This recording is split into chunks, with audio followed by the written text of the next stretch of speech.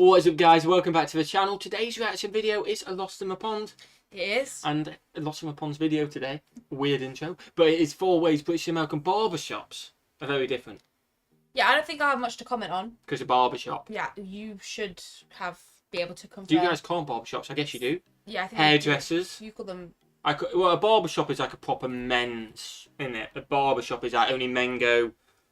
Yeah. A hairdressers is for everyone, isn't it? Yeah. I think that's what it is, isn't it? I think so.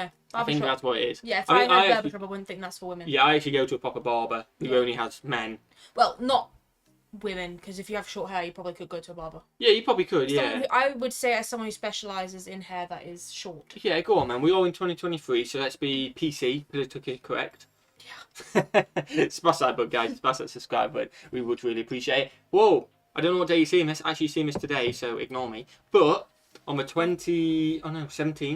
17th of July to the 23rd, yeah? Yes. There's going to be 48-hour access on Patreon. So there'll be a video from the day there'll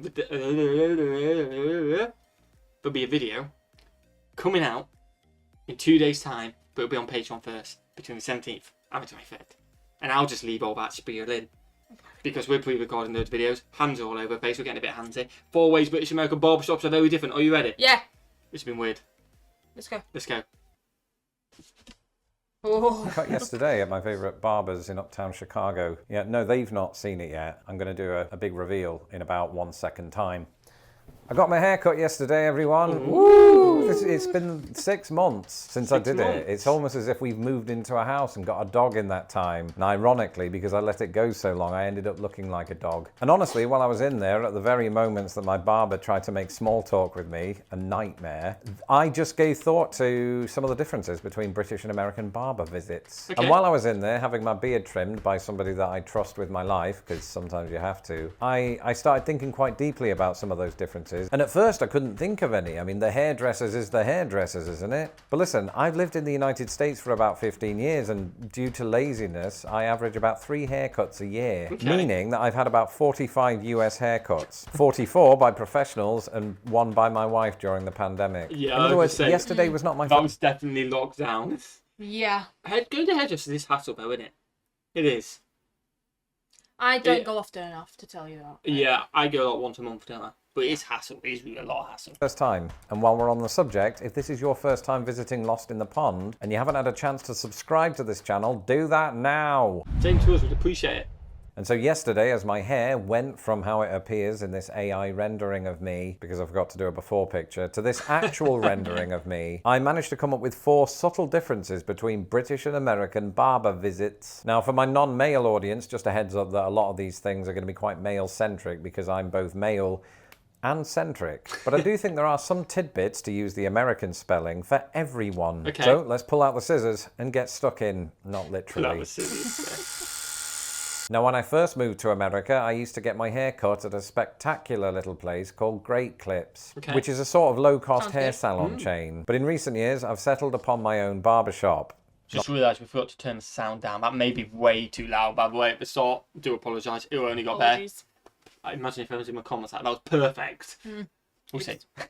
Not my own barbershop. I don't own it. This is just a barbershop here in Chicago that I like. And while it is my 3rd favourite place in the whole of Chicago, there was something I noticed about it the very moment that I made a booking. It was the cost. It sort of seemed like things were a bit more pricey here than they would be back in Britain. But then I thought about it. Everything's gone up. Well, we do live in Chicago, which obviously makes me go high-pitched for no reason. And therefore, you know, things will be a bit on the higher side. So I looked this up. The average cost for a male haircut in the United States is about $30. Okay. And weirdly, my wife thinks that's cheap. She doesn't know how hard we've got it. But in Britain, I don't remember spending much more than £15. And I looked this up too. The average cost of a male haircut in Britain today is in fact £19. Okay. And I know what you're thinking. Ooh, Lawrence, how much is that in dollars? And the answer to that 24. is, hold on, about $25 to $26. And the rate might be higher in London. It definitely is. So there you go, in this incredibly scientific comparison between the 2 countries. Britain comes out the cheapest. I've just realised America is absolutely massive. I paid prices £25. are going to fluctuate wherever you are in the land. But on average, that's it.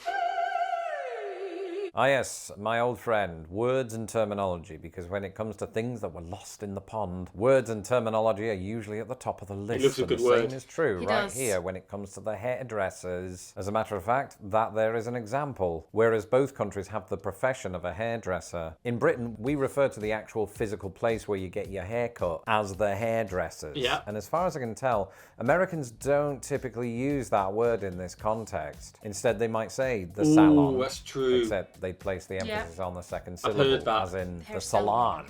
cilantro. It sounds like cilantro. Now, sadly, my hair is long since too receded to ask my barber to apply the next word Poor to my Lawrence. haircut, because that next word is fringe, as Okay. in the hair that comes down to here. Bangs. In Yeah, I America, was about to say they call it bang. Oh, it's popped up anyway. Yeah, they call it bangs, don't they? I've heard that on movies. Bangs. Yeah, because I got my bangs. Got my bangs. Got my bangs. those are known as bangs, plural. And you know those metallic things that keep your hair in place that my Hair wife bands. always leaves on the No, hair bathroom clips. floor? She refers to those as bobby pins. Oh, hair. Not me. I call that a Kirby grip. Okay. And I have cause I've to got a talk hair about hair accessories. Same with a hair slide. Hair Americans call this What's a that? barrette, apparently. Hair slide, Both just like countries a head. will call a well, headband no. a headband, but British people might sometimes refer to it as an Alice band We call it after Alice the band. headband worn by Alice in Wonderland. That Alice all, band. all I'd rhymes. call it a And headband. what Americans call a hair tie, in other words, those elastic Hairband. things that you often Bobble. find down the back of the sofa. Is that just me? British people will sometimes Bobble. refer to as a bobble. And you're probably thinking, I thought- Lawrence, when did you Why am I become... doing- Yeah, it's a bobble. Like, pass me a ball. No, I said to you, can you pass me a hairband? And I go, yeah, here's your bobble. Yeah, but you know what I'm saying. And you know what I'm saying. Yeah. I don't know. So what's the point? I don't know. So knowledgeable about hair accessories, and yeah, I looked it all up on Wikipedia 5 minutes before we started. And finally, ginger versus redhead. Those are not hair accessories, they are in fact just a colour of hair. That's right, somebody who Strawberry has red hair, blonde. which is apparently 6% of Scottish people, are often referred Yeah, we to said ginger. as ginger in the UK, whereas the descriptor here more often than not is red-headed or redhead. And of course with that comes differing attitudes, because in Britain we don't just use the word ginger as a descriptive term, it's often used in a derogatory fashion. You see, I had this friend who I used to hang out with It's called unfortunate Derek for at school gingers. football practice, and all nobody would banter. pick him to be on the team, partly because he was rubbish, and also because he was ginger. You know, people have been physically attacked in Britain for having red hair. In America, this prejudice doesn't seem to exist, because it's just someone's hair colour. What are we doing? Yeah, Who like, decided that this was a like, thing? what- And I why? don't have the answer to that. Why do we? Like, not we, but like, Yeah, I mean, why don't be wrong. Why? It's just someone's hair. I've got a few ginger mates, and I will take the mick. Let me take the mick out of me for other stuff. It's just bants. You know what I mean? But I've had, But you other know, people, I know. some people with ginger hair have very pretty hair. Yeah, they also get very sunburnt. So every time you go out in the sun, you go, oh, you best be careful, mate. Yes, I did, but let me know if that's a fact in the comments. But Yeah, ginger it is, people because someone are said. more sensitive to the I skin. remember seeing an interview of Prince Harry, and someone just went, "You need to put some sun cream on because you're a ginge." Just mean. I only do it to mates, just banter. But what I can Not tell you princes. is that this weird association goes back a long time. As long ago as 1885, the English novelist Wilkie Collins wrote, "The prejudice against habitual silence among the lower order of the people is almost as inveterate as the prejudice against red Wow, hair." he's posh. Oh, and while we're on the subject of colourful things, that brings us on to this. Yeah, what is that? It's That- so American. Yeah, that is the sign. That is the international Barber sign. cut your hair here but sign, yeah. I think. But it is American, isn't it? Every time I see that, I know Reminds me it's of, like- American. I know it's something to do with cutting the hair. Do you know what it reminds me of? Like a candy cane. It reminds me of like a sweet shop. Yeah. Red, white and blue. Many know these as the colours that comprise the national flags of both Britain and America. But they also make up the twirling stripes on a barber's pole. Appropriate then that barber poles can be found outside of establishments in either country, leading Uncle Toby to type, "But Lawrence, this video is about differences, not similarities."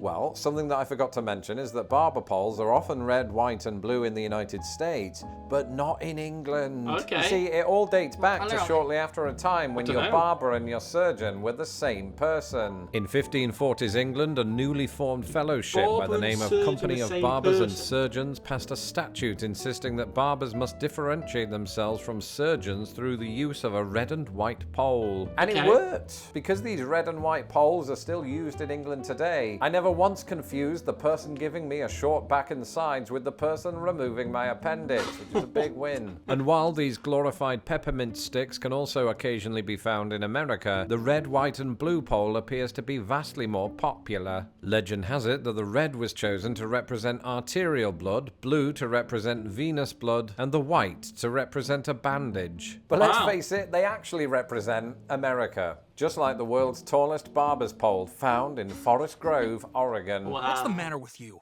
And finally, the small talk. And anybody that knows me knows that I don't do particularly well in this area, which admittedly is unusual because I only got my hair cut in the first place because in about 10 minutes time I'm about to go live on Australian TV. Ooh. In fact, by the time this video goes out, it will have already happened, hence what you're seeing there. But small talk Shout at out the to barbers Lawrence. is something that I've always struggled with. You know the kind of thing. So, you're having a nice weekend and you have to think about it a little. I always just I'm go not a with small talk person in the hair salon. yeah. I feel like you kind of got it because you're there for half. It's hard. Half an hour silence. It's just awkward. See, Even- lucky for me, when I go, I tend to go for a blow dry, so I can't really talk anyway. You 'cause I can't can't hear, hear. yeah, that's a good point. I do kind of think though sometimes a barber hopes you're quiet because they just get a bit of a break then. of just Yeah, silence. because they're probably talking all day. They don't actually might not want to talk. Yeah, I go through stay. You alright, mate? Yeah. Oh, weather. Then you talk about the weather outside, and then you go sports, and you in sports. Oh yeah. Oh, what team do you support? And then you chat about their team, and then they inevitably ask you about your team. So then you chat about your team, and you go, ding ding ding, haircut over. That's the route I normally go down. And if you're not into sport, it's okay. What do I say now? Weather's nice, isn't it? We just spoke about that. That's it. Little bit, because if you say no, then that invites more conversation and drama. So you end up saying, yeah, not bad. And when I lived in England, I feel like this social reticence at the barbers, as well as other elements of public life, was just a part of our culture. In America, it does exist, but not on the same level. Like, for instance, when I visited yesterday, it was a really lively and bustling place. And this is because not only were the customers and the barbers having back and forth conversations, but the other barbers and customers were joining in with my conversation. Which, in a way, like that. was useful because it took the pressure off me and I could just sit there and mentally plan this video. So everyone's a Plan the winner. video. Except one guy, and this is a true story, who turned up, saw that the barbers had left dog treats outside for doggies and stole them. He ran up the road and one of the barbers chased after him and got it back. It was the most dramatic thing I've seen in a barbershop since Shawn Michaels turned on Marty Jannetty. About 4 people are going to get that reference. Anyway, I've just remembered that my barber We're is not aware two of of this us. channel, so there's a good chance that he is watching. So if you are, everything that I've just said was a joke for the purposes of humour. And you are, in fact, a very good barber with a veritable array of conversational implements. I have no idea what that meant. But that's it for this That was episode. good. Let me know in the Enjoy comments that. below. Yeah, I didn't think about. I couldn't think of any differences because I didn't know any. But like they make good sense. Yeah, and Launch is the type of guy who could make a video about anything, and we could laugh and enjoy it. He's just funny, isn't he? Smash the like button, guys. Smash the subscribe button. I do apologise. I've been all over the place. You've been good. Yeah. See you legends in the next one. Peace.